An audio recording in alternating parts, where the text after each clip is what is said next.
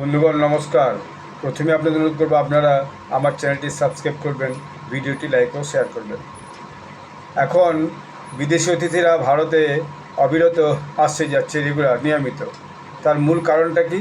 মূল কারণটা হচ্ছে ভারতের অর্থনৈতিক বৃদ্ধি এক, দুই হচ্ছে ভারতের নিরপেক্ষ আন্তর্জাতিক রাজনীতি, কোনো পক্ষেই একেবারে তার একটা পৌঁছে না যাওয়া, অর্থাৎ আমেরিকান লবি বা রাশিয়ান লবি বা চাইনিজ লবি কোনো পক্ষেই বা ইউরোপিয়ান লবি কোনো পক্ষেই ভারত কিন্তু সম্পূর্ণভাবে নিজেকে যুক্ত করে দেয়নি। তৃতীয়ত হচ্ছে ভারতে ব্যাপক জনসংখ্যা, ব্যবসার একটা স্থান, 140 কোটি দেশের লোক। চতুর্থত হচ্ছে আপনার ভারতের ট্যালেন্ট, ভারতের আর্থিক প্রগতি। এই সমস্ত বিভিন্ন কারণের জন্যে ভারতে মানে সারা পৃথিবীর বিভিন্ন দেশের প্রতিনিধিরা অবিরত ভারত আসছেন। ভারত এখন তাদের কাছে একটা মেন ডেস্টিনেশন হয়ে দাঁড়িয়েছে। আপনারা যদি নিয়মিত খবর রাখেন এসব খবরগুলো অবশ্যই পাবেন। তো আমি আপনাদেরকে নিয়মিত নতুন খবর দিচ্ছি।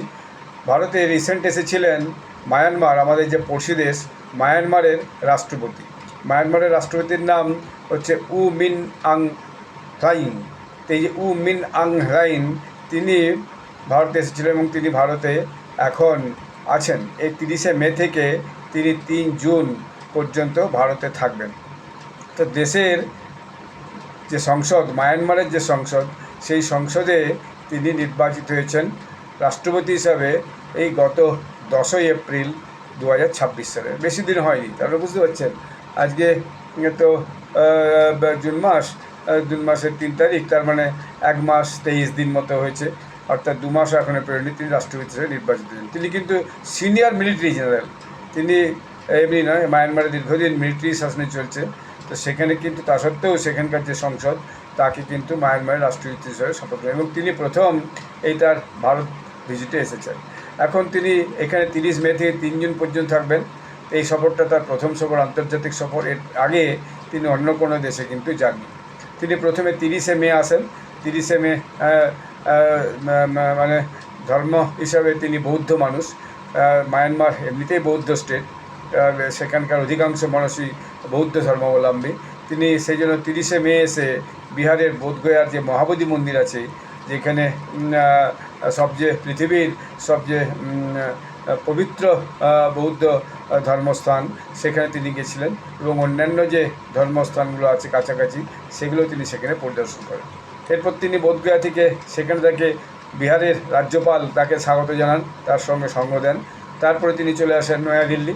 নয়াদিল্লিতে এসে তিনি নরেন্দ্র মোদীর সঙ্গে দ্বিপাক্ষিক আলোচনা করেন। এই দ্বিপাক্ষিক আলোচনায় সবচেয়ে যে গুরুত্বপূর্ণ বিষয়গুলো উঠেছে সেটা হচ্ছে সীমান্ত নিরাপত্তা, বাণিজ্য এবং যোগাযোগ, এবং দুই দেশের মধ্যে যে একটা সভ্যতার সম্পর্ক আছে, অর্থাৎ ভারত এবং মায়ানমারের মধ্যে এই যে সিভিলাইজেশনাল লিঙ্ক, বিশেষত বৌদ্ধ ধর্মের প্রসার নিয়ে, সেটাকেও নিয়েও তার আলোচনা করেছেন এবং আরও পিপিটি টাইজ, ভিজিটস, এই সমস্ত নিয়েও আলোচনা হয়েছে।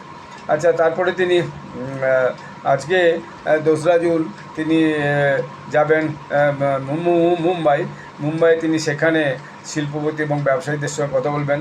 মায়ানমারে ইনভেস্টমেন্ট অপরচুনিটি নিয়ে তিনি বিশেষত আলোচনা করতে চাচ্ছেন, সেখানে তিনি এসেছেন।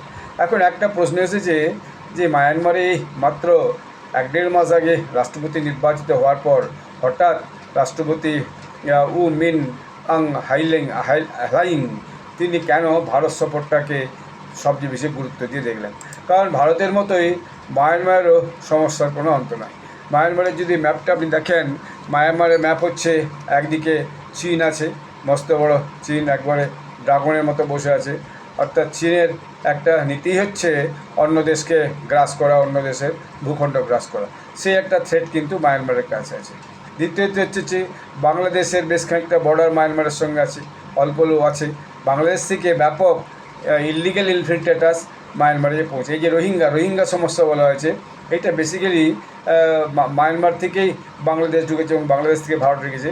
রোহিঙ্গারা সেখানে একটা রোহিঙ্গা সলভেশন আর্মি করে দীর্ঘদিন মায়ানমারে কিন্তু বিভিন্ন হচ্ছে যে ঝঞ্ঝাট করেছে, বিভিন্ন সরকার বিরোধী যে আন্দোলন করেছে, সরকার বিরোধী উগ্রপন্থী গোষ্ঠী তৈরি করেছে।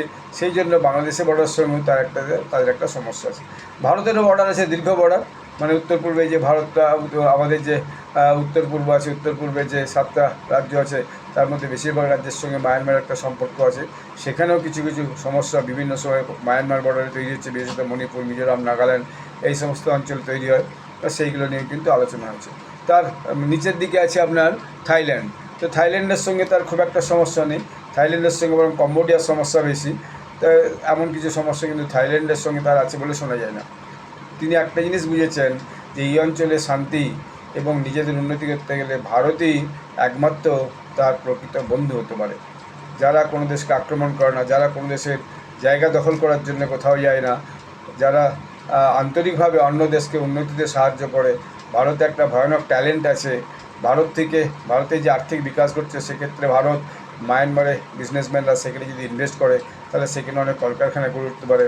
অতএব তিনি বুঝেছেন যে এই অঞ্চলে তার আশপাশে যে দেশগুলি আছে, থাইল্যান্ড, তারপর আপনার চীন, ভারত, বাংলাদেশ, আরও আছে কিছু কিছু এই দেশগুলো, ভিয়েতনাম আছে, এই দেশগুলো আছে, তারপর আরেকটা আছে।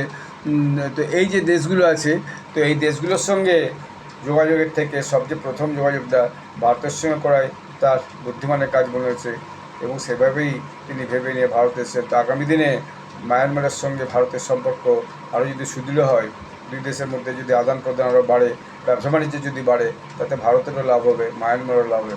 অর্থাৎ তিনি খুব বুদ্ধি করেই ভারতবর্ষ ভিজিটটাকে গুরুত্ব দিয়েছেন এবং ভারতে এসে তিনি ভিজিট করছেন। কাল পর্যন্ত তিনি থাকবেন। কাল পর্যন্ত থেকে আরও কোথায় কোথায় তিনি যান, কী কী কাজ করেন, সেটা আমরা লক্ষ্য রাখবো। আমরাও চাই আমাদের প্রতিবেশী দেশ মায়ানমারের সঙ্গে দীর্ঘ বর্ডার আছে ভারতের, এই দুই দেশের সম্পর্ক যদি উন্নতর হয় তাহলে উত্তর পূর্বে যে সমস্যাগুলো বিভিন্ন সময় হচ্ছে মায়ানমারের যে একবারে বর্ডার অঞ্চলে, সেই সমস্যাটা কিন্তু আগামী দিনে আর থাকবে না। ধন্যবাদ।